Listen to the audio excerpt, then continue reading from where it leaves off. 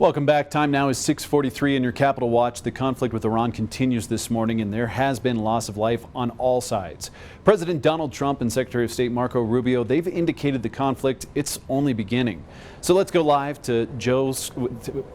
right now with Scripps News Group, Joe St. George. And Joe, what do we know about the loss of life so far, and what has been targeted in strikes between both sides?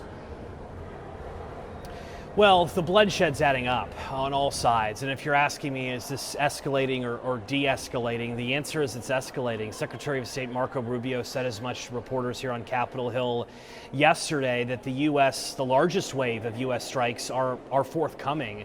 On the U.S. side of things, there's been no change in the number of American service members who have died from last evening. The number still stands at 6.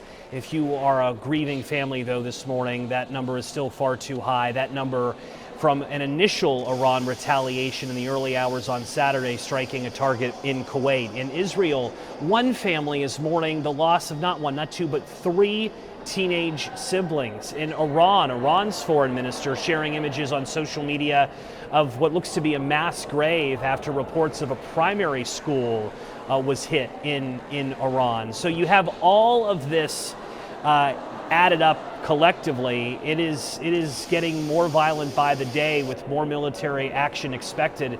Iran showing some success in targeting American targets in the Middle East, including using drones to strike the U.S. Embassy in Riyadh overnight. No injuries reported there, but drones are a reality of war here in 2026. And Joe, there have been conflicting reports on whether the Strait of Hormuz is open or closed. The big question we have, why does it matter?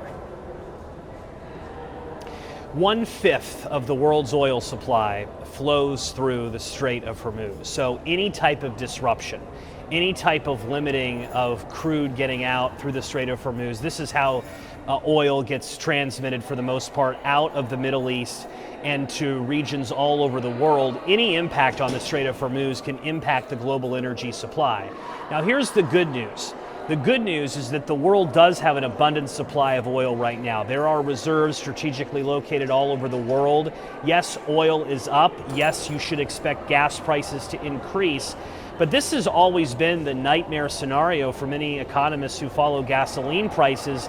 And so far, we haven't reached a point where oil was trading so high that it would be such a noticeable impact on the American economy. I'm careful to say for now with that because we know this could change. But for now, crude is trading, yes, up from where things were before the beginning of Operation Epic Fury, but still below what they were when President Trump took office in the beginning of 2025. But following the economic impact of this is going to be a big part of this war ongoing in the Middle East. That'll be a big part of the story in the weeks to come, guys. Yeah, it's something we'll continue to track. As always, thank you so much for the insight. That was Joe St. George live in Washington, D.C.